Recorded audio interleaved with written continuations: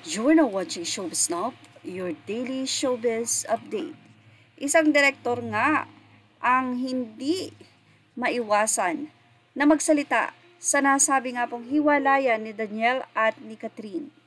Mula sa Facebook page ni Ronaldo C. Carvalho, isa siyang direktor, writer, at freelancer. Narito ang kanyang naging say.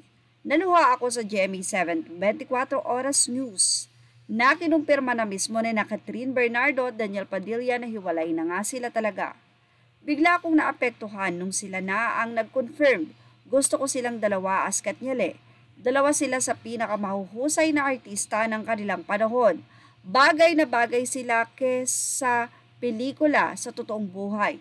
Iba ang chemistry nila, natural. Hindi niloloko ang tao para lang kiligin ka. For years, genuine yung pagmamahala nila. Sadyang sinira lang talaga ng pinaka-mablank at pinaka-makating babait unano ng henerasyong ito. Hindi ko naman na maunawaan si Daniel kung bakit pumatol sa babaeng putik.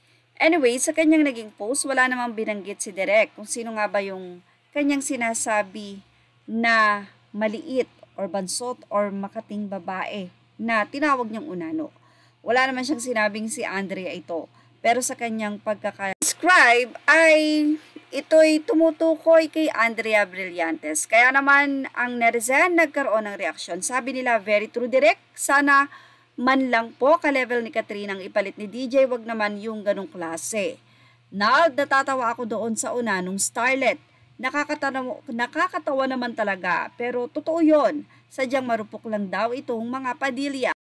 Tunay na napakarami nga na naapektuhan sa nasabing nga pong hiwalayan ni Daniel at Catherine. Isa pa, ang direktor na ito ay naapektuhan din matapos sabihin daw ng mga Aldab na alam na nila ngayon ang nararamdaman matapos mag-break ang Katniel. Sinaman ng nasabing direktor na wag daw ihalin tulad sila Daniel at Catherine kay Aldab or kay Maine at kay Aldem. Dahil alam na alam naman daw na pang-itbulaga lang talaga ang nasabing love team up ng dalawa. Hindi rin tumagal ng 11 years at masasabi na wala talaga daw naging relasyon. Kaya wag daw itutulad ang Katniel sa Aldab.